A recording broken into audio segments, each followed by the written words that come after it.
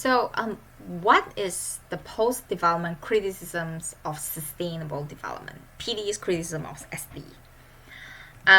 So, the focus on poverty in developing countries instead of affluence in developed countries. So, post-development think that many of the problems is actually caused by development. And it is caused by affluence in developed countries, maybe overconsumptions, exploitations of labor and natural resources in other places. So, but as sustainable development didn't focus on those, but focus more on the poverty in developing countries. Even though you can actually argue that there are some goals that try to talk about responsible consumptions, but if you look at the Brundtland report, which is the original argument that mainstream sustainable development in the United Nations, it is really talking about how poor people are degrading the environment, and therefore we should alleviate poverty through economic growth. So exactly the same point is being made. Economic growth was free of the stigma of causing problems, environmental problems, inequalities problems, labor rights problems, and reframed as the necessary steps towards solving environmental problems. So this is not so much different from what we talk about in week 2 when we talk about the criticism of sustainability. And then how sustainable development actually conceptualized natural capital as a critical economic asset, opening the doors for commodification. So because of the convergence with neoliberal ideas, people talk about how natural resources are the natural capital, right?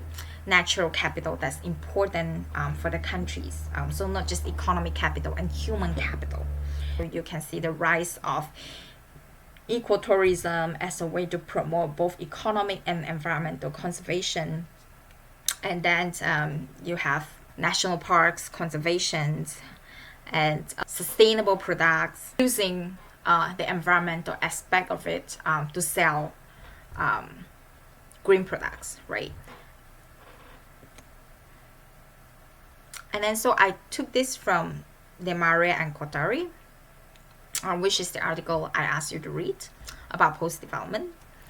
And so these are the 8 things that they listed down. There's actually the 9th thing, which is not here because this is in another page, so I didn't copy it. So the first one, absence of an analysis of historical and structural roots of poverty, hunger, unsustainability, and inequalities. This includes centralization of state power and capitalist monopolies.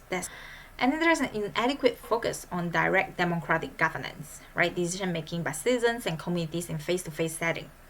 Remember, we were discussing in our week 2 synchronous section, we are talking about, should we make having locals participating in decision making as one of the sustainable development goals? And we spent some time talking about that.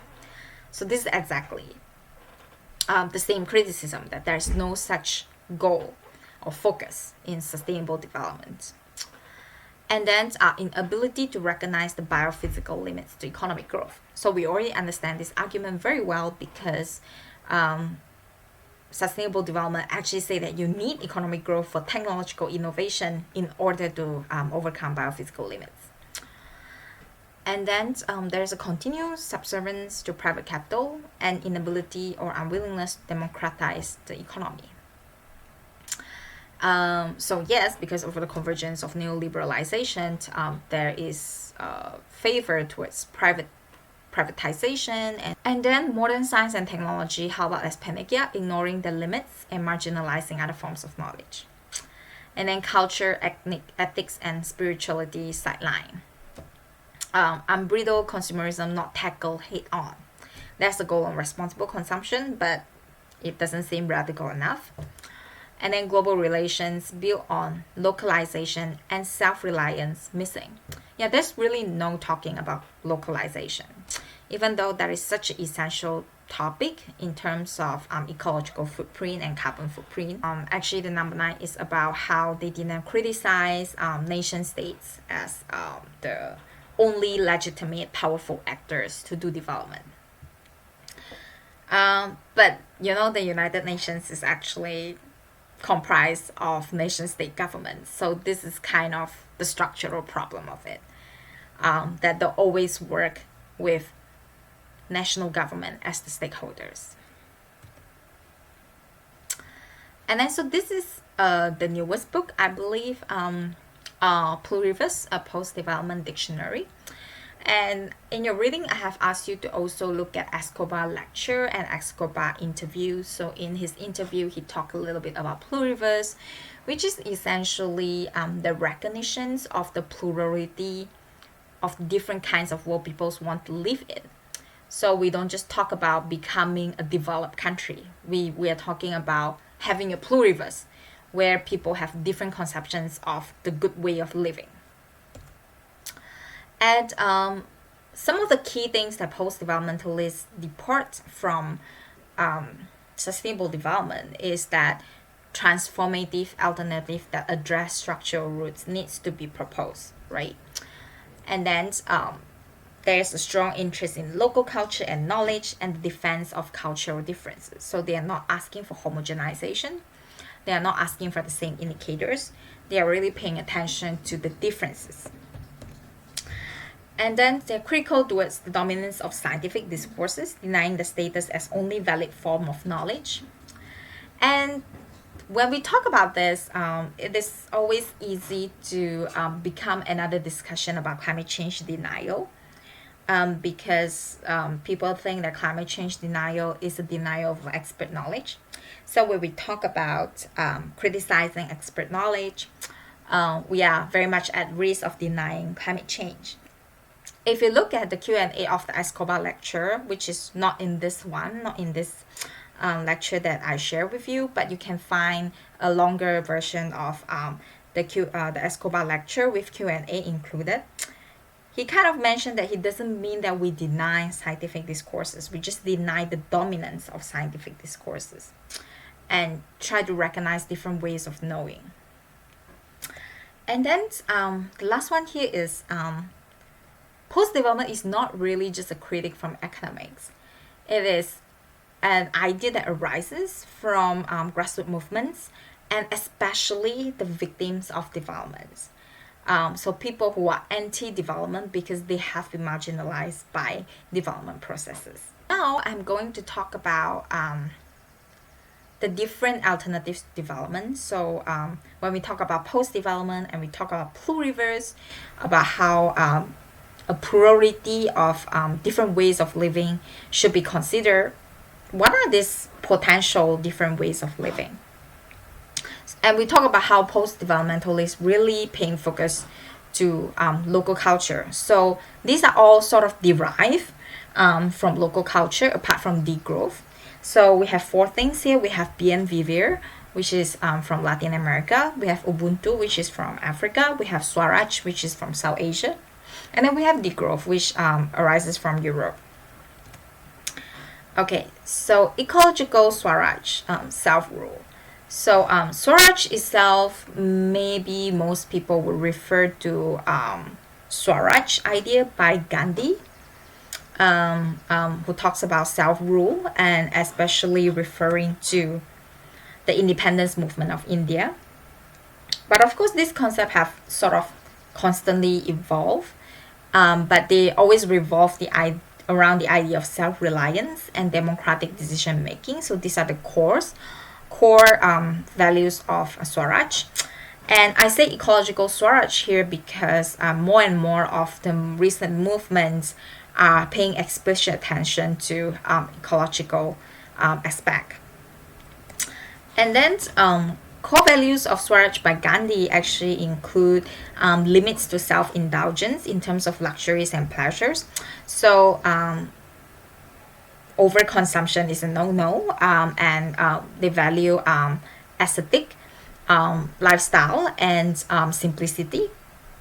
And I think this is very much related to the Hindu religion. You should be able to get rid of the worldly pleasure. And then there's an emphasis on ancestral profession, rural life, and moral control. And also, the ideal unit of the society is a village who could be self-sufficient in terms of their necessity and live in mutual cooperation. Or if you read Gandhi's autobiography, you can see his description of all of this. And then so this is Gandhi's famous spinning wheel. So for Gandhi, he wants to go back to a self-sufficient economy at a village level. He thinks we should be able to produce all of our basic necessities, and that's why he is always trying to make his own clothes, using the spinning wheel. This is the quote, which is really famous from him: "The earth provides enough to satisfy every man's need, but not for every man's greed." Gandhi's idea has always been against modernization, and he thinks that if we follow the pathway like the British colonial master, we are not a Hindustan. We are just a English country without Englishmen. Okay, the second idea we discuss here is Buen Vivir, which emerged as a political concept of indigenous movement in Latin America during the 2000s. And it actually means a good life, which can only take place in community with other persons and nature. So the definitions of good life is defined by living in a community with other people, taking care of each other, and these other people including natural elements, animals. And it is fundamentally incompatible with the idea that nature has to be conquered, governed, and managed as natural resources. And it strongly advocates for decolonizations and alternative ways of developing, and it calls itself post-capitalist and post-socialist. So maybe you can say that the dependency theory and the world system theory are sort of more socialist because they are structuralists. For the Buen Vivir, they reject all of them. And we have Ubuntu, which means a person is a person through other persons. So interconnectedness of human beings. So this is fundamentally different from the self-conceptions of the West, especially of the United States.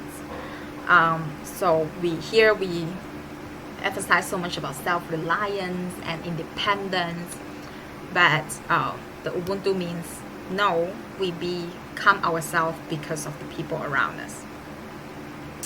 So it emphasizes responsibilities and obligation towards a collective well-being and also redistribution and equality. So it is opposed to a market-oriented economic logic of maximalization. But at the same time, propagators of Ubuntu actually understand its potential to be misused by ruling elites. Because when you talk about collective well-being and responsibilities and obligation towards your community, it might become nepotism, right? So when people talk about how in many countries there are corruptions, I think it's because the state or so-called governance system, the meritocratic system are imposed on all these countries that have traditional values, that have obligation towards their community. So when a totally different system is being imposed into a local culture, it now becomes corruptions and intransparency. But let's say if you have an obligation towards your relatives when you don't have any power, what would having power suddenly change things? Because before that, you would think that, oh, this is such a great person. He or she is always helpful to his or her friends and relatives. But once he or she gain power, it becomes that this person is really corrupted because he or she is helping his own relatives. So my question here is, what are the similarities or differences you trace across the ideas of Swaraj, Ubuntu, and Buen Vivir? I also welcome any of your comments or ideas or thoughts about these three different concepts before I go into degrowth.